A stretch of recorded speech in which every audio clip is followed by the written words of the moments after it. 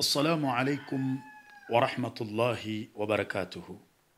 الحمد لله رب العالمين والعاقبة للمتقين فلا عدوانا إلا على الظالمين، والصلاة والسلام على أشرف الأنبياء والمرسلين سيدنا محمد وعلى آله وأصحابه أجمعين. أما بعد، أيها المشاهدون الكرام، ndugu wapenzi watazamaji ambao naamini hivi sasa mnatufuatilia kupitia ZVP Online TV. Awali ya yote, kwanza nimshukuru Allah tabaraka wa taala ambaye kwa kudra zake na kwa msaada wake amenijaalia na kuniwezesha na kunipa taufiki kuhudhuria katika majlisi ya tatu, tukilizungumzia tukio kubwa la dua nzito ambayo tunakusudia Allah kitujaalia na kutuwezesha kuifanya mapema 15 Shaabani ya mwaka huu 2022. Ni tukio ambalo litafanyika nchini Tanzania katika mji wa Tabora, kata ya Tambuka Reli, katika ukumbi wa Al-Madrasatu Al-Wataniya. Kushiriki katika tukio kubwa hili ni wewe kutoa sadaka ya shilingi 10,000 tu. Kwanza hii inakuwezesha na wewe uwe ni mmoja miongoni mwa wale waliochangia sadaka ya kichinjo cha ngamia. Shilingi 10,000 itakufanya wewe kushiriki katika dua Saif al-Qati'i, lakini pia itakuwezesha kupata mnofu dawa. Tunazungumza mnofu dawa kwa sababu mnyama yule atafanyiwa kisomo maalum na wewe utamshika kichwani na utafanya dua maalum. Kwa hiyo nyama hiyo sio nyama ya kawaida, isipokuwa ni nyama dawa ambayo tunaamini biidhnillah taala watakaotumia itakuwa ni sababu ya kutengua uchawi ulioko katika miili yao, kuondosha miguso ya kishetani, kuwaondoshea hasadi pamoja na vijicho na mambo mengine mengi chungu mzima. Ndugu mtazamaji, dua Saif al-Qati'i, dua ya Saif al-Qati'i itaanza kwa manuizi maalum. Pia siku hiyo watu watagawiwa karatasi maalum ili waweze kuweka nia zao. Kwa nini tunafanya hivyo? Innamal a'malu binniyat. Mtume sallallahu alayhi wa alihi wasallam anasema hakika si vinginevyo matendo yote yanakubalika mbele ya Allah tabaraka wa taala kwa nia. Japo kuwa nia mahalluha alqalbu, mahala pake ni moyoni, lakini lazima ujue kile unachokipitisha moyoni. Kwa hiyo tutagawa karatasi maalum, kila mmoja atakuwa nayo na ataweka manuizi kabla ya dua kuanza. Na dua na manuizi yenyewe ni manuizi ya dua Saif al-Qati'i. Utasema nawaitu an aqra as-Saif al-Qati'a, ninanuia kusoma dua ya Saif al-Qati'i au kusomewa dua ya Saif al-Qati'i al-munjiyat, yenye kumwokoa mtu kutokana na matatizo mengi, min kulli balai, kutokana na kila balaa, wa hamu wa ghammu, na dhiki na shida, wa talabi qada'i hajati, na ninasomewa dua hii kwa ajili ya kutaka kukidhiwa shida zangu, na hapo utazitaja shida zako. Wa antasrifa anni kadha wa kadha, na utamuomba Mwenyezi Mungu kwa dua hiyo akuondoshee mambo kadha wa kadha, utayataja. Kisha utasema Allahumma inni as'aluka bilmunjiyati, Mwenyezi Mungu, hakika mimi ninakuomba kwa hizi sura 7 ambazo zinamuokoa mtu kutoka kwenye matatizo. Ya Rahman, ewe mwingi wa rehma, irhamna, tuhurumie, wansurna, na utunusuru. Baada ya manuizi hayo ndio utaanza utaratibu wa dua yenyewe. Hapo utakuwa umeweka karatasi yako iliyoandikwa harfu sadi 313, utakuwa umeiweka kwenye kichwa chako, lakini karatasi iliyoandikwa harfu shin mara 313 utakuwa umeiweka tumboni kwako, na hii ni idadi ya wale waliopigana vita vya Badri. Harfu sadi ikiwakilisha Allahu Samad, na harfu shin ikiwakilisha Allahu Shafi. Dua hii ndugu msikilizaji, wengine wanaiita ni dua kun fayakun. Ni dua ambayo Mwenyezi Mungu Subhanahu wa Ta'ala anapolitaka jambo huwa analiambia kuwa, kisha jambo hilo linakuwa mara moja. Kulingana na kwamba dua hii ni mujarrab, imesomwa mahala pengi tofauti tofauti na watu wengi wamefanikiwa. Na mimi ninataraji wewe utakaishiriki kwa yakini na ikhlasi utafanikiwa. Mwenyezi Mungu Subhanahu wa Ta'ala anakwenda kuyajenga mambo yako. Wameita kuwa ni dua kun fayakun kwa sababu ndani yake kuna kipengele subhanal munaffis an kulli madiyun, kinachosema Allah tabaraka wa Ta'ala ndiye anayeweza kumsaidia yule mwenye kudaiwa. Almufarriju an kulli mahzun, yeye ndiye mwenye kumfariji aliye na huzuni. Mukhlisu kulli masjun, anamuokoa alofungwa jera. Subhana alimu bikulli maknun, yeye ndio mjuzi wa kila kinachotendeka.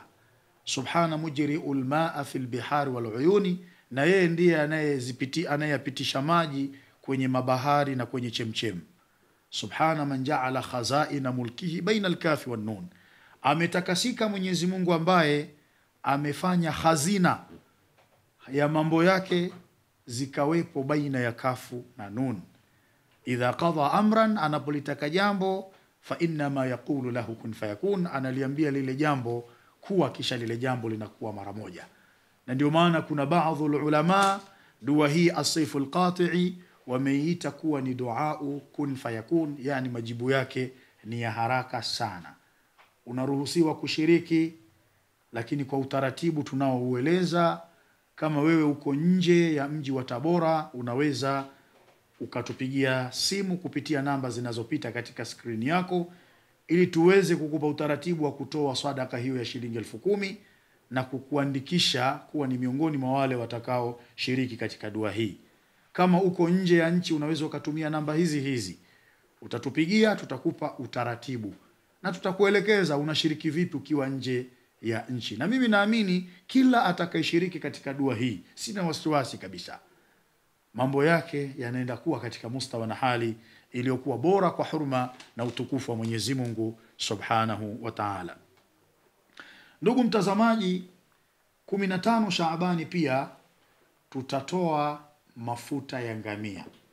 Yatakuwa yamewekwa kwenye package maalum na yakiwa na mchanganyiko maalum. Tunaposema mchanganyiko maalum, hayatakuwa mafuta ya ngamia tu, bali ndani yake kuna mchanganyiko maalum. Na kila aina moja ya mchanganyiko tumepata ushahidi wake kwenye Qur'ani na sunna za Bwana Mtume Muhammad sallallahu alaihi wasallam, kama nitakavyoeleza huko mbele. Lakini ikutoshe kwamba mafuta ya ngamia yana msaada mkubwa kwenye afya ya mwanadamu, lakini kwenye maisha yake kwa ujumla. Tunapozungumza maisha ya mwanadamu kwa ujumla, tunakusudia milango yake ya mali, tunakusudia milango ya biashara, milango ya ndoa, kazi na ahadi. Manake matatizo ya mwanadamu yamegawanyika katika sehemu mbili. Yapo ambayo yanamsibu mwanadamu upande wa afya, lakini yapo ambayo yanamsibu mwanadamu upande wa maisha. Kwa hiyo mafuta ya ngamia peke yake, kabla ya kuzungumzia huo mchanganyiko ambao umeingia ndani, yana msaada mkubwa sana katika afya ya mwanadamu na katika maisha yake kwa ujumla.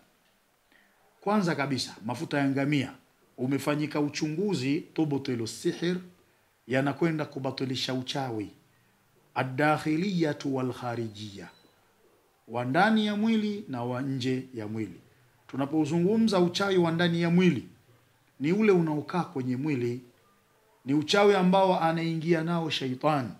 Na hili Mtume sallallahu alaihi wasallam kalieleza wazi aliposema, inna shaitana yajri minal insani majra dami, hakika shetani amepewa uwezo na Mwenyezi Mungu kuingia katika mwili wa mwanadamu na kuanza kutembea kupitia njia za damu. Na huyu shetani ndio wakala wa mchawi. Tunaambiwa asahiru wa shaitanu qarinani, shetani wa kijini na mwanadamu ambaye ni mchawi, hawa ni washirika wawili. Iltaqaya fi ma'asiyatillah, wamekutana kwa ajili ya kumuasi Mwenyezi Mungu Subhanahu wa Ta'ala. Wakati mwingine mchawi hawezi kuingiza uchawi katika mwili wa mwanadamu mpaka amtumie shetani. Shetani wa kijini ambaye kapewa uwezo wa kuingia katika mwili wa mwanadamu na kuanza kutembea kupitia njia za damu. Kwa hiyo shetani anapoingia katika mwili wako, anaingia na uchawi, na kuweka mahala alipoagizwa na mchawi. Kwa hiyo ukiyatumia mafuta ya ngamia vizuri kama tutakavyokuelekeza, yanakwenda kubatilisha uchawi wa ndani ya mwili, lakini pia yanabatilisha uchawi wa nje ya mwili. Uchawi wa nje ya mwili ni ule ambao sheitani anautumikisha akiwa nje. Tunaambiwa mchawi anapotaka kufanya uchawi wake huwa anazika mahirizi. Anaweza akazika makaburini, anaweza akatundika hewani, anaweza akazika fi mushta'alatin nar, mahala ambapo moto unawashwa masaa 24, anaweza akatumbukiza kwenye bahari au kwenye ziwa. Kinachofanyika pale ni wale mashaitani kuibuka na kuibua mionzi ya kichawi na kuielekeza kwa yule anayetakiwa kurogwa. Sasa huu ni uchawi wa nje, ni uchawi wa mionzi. Kwa hiyo ukiyatumia vizuri mafuta ya ngamia yenye mchanganyiko maalum tutakayoyatoa 15 Shaabani hapo hapo Tabora, wallahi yanakwenda kubatilisha huu uchawi unaokaa nje ya mwili. Mafuta haya yatatolewa siku hiyo kwa sadaka ya shilingi 15,000 tu, lakini 15,000 yako utakayoitoa uwezi ukajutia, kwa sababu mimi naamini unakwenda kujinasua kutoka katika dimbwi la matatizo.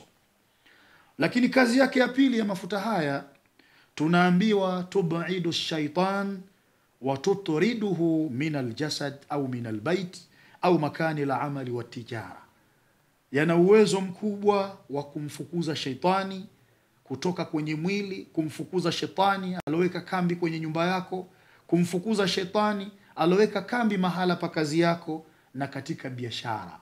Hawa pia tutawaelekeza mafuta haya ya ngamia yenye mchanganyiko maalum yanatumiwa vipi kuondosha mashetani walioko kwenye miili, walioko kwenye majumba na mahala pa kazi na mahala pa biashara. Lakini faida nyingine, tuzilu alhasad wal ain allati asabahu fil jasad, yanaondosha hasadi, vijicho ambavyo vimemsibu mtu mwilini. Vijicho na hasadi vinauguza hivi vinatia nuksi, vinatia gundu, vinasababisha vifungo. Na ndio maana Mtume sallallahu alaihi wasallam akasema, lau lingekuweko jambo ambalo linaweza kuitangulia kadari yake Allah, basi kijicho kingeitangulia kadari ya Allah, namna kilivyo na madhara makubwa katika afya ya mwanadamu na katika maisha yake kwa ujumla. Kwa hiyo ukiyatumia vizuri mafuta ya ngamia kama tutakavyokuelekeza, yanakwenda kuondosha hasadi, yanaondosha vijicho katika mwili wako na katika biashara na mahala pa kazi na hata kwenye ndoa. Lakini faida ya 4, yana uwezo wa kurudisha mvuto. Kwa nini? Kwa sababu yana mchanganyiko maalum. Lakini pia yana msaada mkubwa upande wa maradhi. Kwa mfano, kuondosha maumivu ya mwili, iwe ni masu kulia, maumivu ya mwili mzima, au masu juzia, maumivu ya baadhi ya viungo. Tutakueleza namna utakavyopaka, namna utakavyochua, namna utakavyokunywa kupitia uji wako au supu yako, tutakuelekeza. Lakini mafuta haya ya ngamia umefanyika utafiti na uchunguzi na majaribio. Na uzuri ya elimu hii ya tiba tunaambiwa asasuhu mabniyu ala tajarubi, msingi wake umejengewa kwenye majaribio, kwenye utafiti. Tumefanya uchunguzi, utafiti na majaribio, tukagundua ya kwamba mafuta ya ngamia yukhallisul jisma minasumumi, yanakwenda kuusafisha mwili kutokana na sumu. Na sumu zimegawanyika katika vigawanyo viwili. Kuna sumu za kibiolojia na kuna sumu ambazo ni khawariqul lil'ada, zisizokuwa za kibiolojia. Sumu za kibiolojia ni zile ambazo zinasababishwa na vyakula au vinywaji au vitu vingine. Hizi ni sumu za kibiolojia. Ukitumia vizuri mafuta ya ngamia yenye mchanganyiko maalum, yanakwenda kuondosha sumu za kibiolojia ambazo wakati mwingine zinasababisha maradhi, mfano wa uric acid. Wewe tumia mafuta ya ngamia, utaona majibu yake. Lakini sumu zisizokuwa za kawaida ni zile ambazo zinaweza kusababishwa na malighafi za kichawi au malighafi za kishetani. Tutakuelekeza pia unayatumiaje mafuta ya ngamia kwa ajili ya kuiondosha hii. Lakini vile vile mafuta ya ngamia, na hii wala hakuna mtu anayeweza kubisha juu ya hili, ihtawat mudadatu lilhayawi, yamekusanya vitu ambavyo ni antibiotic, hutibu magonjwa mengi unayoyajua na yale usiyoyajua. Wenyewe wamesema ihtawat mudadatu lilhayawi haithu yuhajimu al-amrad al-virusiyya, yamebeba vitu vingi kwa namna ambavyo mafuta ya ngamia yanakwenda kupambana na magonjwa mengi yanayosababishwa na virus. Pia virus wamegawanyika katika sehemu mbili, kuna virusi wa kibiolojia na kuna virusi wasiokuwa wa kibiolojia. Almuhimu ndugu mtazamaji, jitahidi sana na Mwenyezi Mungu Subhanahu wa Ta'ala akuwafikishe uweze kufikia hiyo 15 Shaabani ya mwaka huu 2022. Tukio hili kubwa tunakwenda kulifanya mjini Tabora katika nchi ya Tanzania. Mjini Tabora, kata ya Tambukareli, katika ukumbi wa Al-Madrasatu Al-Wataniya karibu na gereji ya Mtoto wa Gema. Lakini pia tunawahamasisha na kuwatia raghaba na kuwashajaisha wale walioko kwenye mikoa mingine. Watatumia namba zinazopita pale katika screen kutupigia na kuomba utaratibu wanaweza wakashiriki vipi katika dua hii kubwa. Lakini kadhalika watu walioko nje pia wanaweza wakashiriki. Lakini mbali na kushiriki, wajiandae kupokea zawadi ya mafuta ya ngamia yenye mchanganyiko maalumu. Hata wewe ulioko nje tutakupa utaratibu namna tutakavyo kutumia package hizi za mafuta ya ngamia zenye mchanganyiko maalum. Tukio linafanyika 15 Shaabani mwaka 2022 pale Tabora. Lakini mafuta haya ya ngamia, faida nyingine ya 8, yusaidu fi ta'zizi amaliyati al-oxygen fi dam, yana uwezo mkubwa biidhnillahi ta'ala kuboresha ule mfumo wa kuzalisha oxygen kwenda kwenye damu. Hakuna asiyejua umuhimu wa oxygen. Leo oxygen ikikosekana kwa mwanadamu, atapewa oxygen ya ziada, na ikishindikana mwanadamu anapoteza maisha. Sasa tunapokuambia yusaidu fi ta'zizi amaliyati al-oxygen fi dam, mafuta haya yana msaada mkubwa wa kuboresha mfumo wa kuzalisha oxygen kwenda kwenye damu, ina maana yanaifanya afya yako kuwa katika mustawa, na hakuna kitu kilicho bora kwa mwanadamu kama afya. Na ndiyo maana Mtume sallallahu alaihi wasallam akasema, idha sa'altumullaha fas'aluhu al-afya, mnapomuomba Mwenyezi Mungu Subhanahu wa Ta'ala basi muombeni afya. Akasema tena, ni'matani maghbunu fihima kathiru minan nas, neema mbili wamenyimwa watu wengi. Akaitaja neema ya kwanza akasema as-siha, kisha akataja neema ya pili akasema wal faragh. Neema ya kwanza ni afya, neema ya pili ni fursa. Kupoteza shilingi 15,000, na sisemi kupoteza manake hupotezi, kutoa shilingi 15,000 kwa ajili ya kuiweka afya yako kuwa katika mustawa si chochote, ni kitu gani? Kwa hiyo basi jitahidi sana, Mwenyezi Mungu akuwafikishe 15 Shaabani, pia jitahidi uweze kuyapata mafuta haya ya ngamia. Wa min thumma wiqayatul jismi isabati bifaqri dam, kwa kuwa mafuta haya yana uwezo wa kuboresha mifumo ya kuzalisha oksijeni kwenda katika damu, hivyo basi yanakuwa na uwezo mkubwa wa kumkinga mwanadamu kupatwa na mapungufu ya damu. Wapo wengine wana tatizo hilo la kupungukiwa na damu. Inawezekana ikawa ni tatizo la kibiolojia, lakini kuna wengine wananyonywa damu zao na mashaitani. Tunawaambia watumie mafuta ya ngamia. Lakini pia mudadatu lisirtan, mafuta haya yakiwa katika mchanganyiko maalum yana uwezo mkubwa wa kupambana na magonjwa ya saratani, wa khasatan sirtan al-kabid wal maida, na hasa zile saratani za ini na saratani za utumbo. Miongoni mwa magonjwa makubwa kabisa haya, mtu anaweza akashangaa, lakini usishangae, katika Uislamu hakuna gonjwa lisilokuwa na dawa. Na ndio maana Mtume sallallahu alaihi wa alihi wasallam akasema, likulli da'in dawa'u, kila ugonjwa una dawa. Fa idha usiba dawa'u da'a bara'a biidhnillah, dawa ikiafikiana na ugonjwa, mgonjwa lazima apone kwa idhini ya Mwenyezi Mungu Subhanahu wa Ta'ala. Tatizo, watu wanapewa dawa ambazo haziafikiani na maradhi wanayoumwa. Unajuaje kwamba dawa hii inaafikiana na ugonjwa huu? Ni baada ya kufanya majaribio, ndivyo ilivyo. Kwa hiyo mchanganyiko huu wa mafuta ya ngamia na vitu maalum, kuna uwezekano mkubwa kwenda kupambana na saratani, na hasa saratani ya ini na saratani ya utumbo.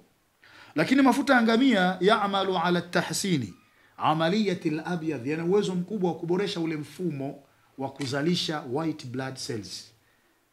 Na white blood cells ndio vitu vinavyotengeneza kinga katika mwili wa mwanadamu.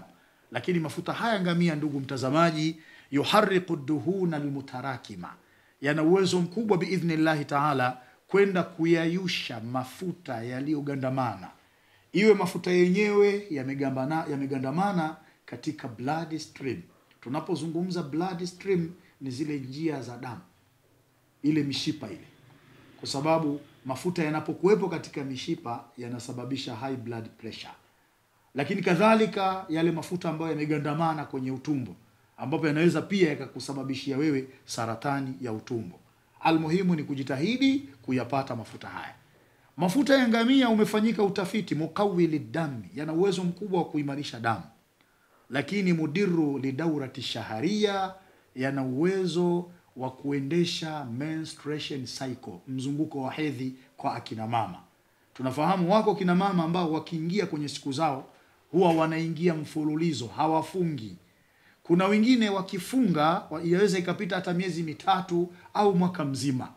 Tutawaelekeza namna watakavyoyatumia mafuta ya ngamia yakiwa na mchanganyiko maalum katika kuzifungua hedhi zao na kuzuia hedhi wasiingie mfululizo. Lakini tunaambiwa ukiyatumia vizuri mafuta haya ya ngamia yenye mchanganyiko maalum, muhassinu linnadhari, wewe ambaye huoni vizuri, uoni wako ni hafifu, yanakwenda kuboresha ule uoni, unaweza kuona vizuri. Wa muzilu liihsirari alain, na yanakwenda kuondosha ule ukungu wa kwenye macho.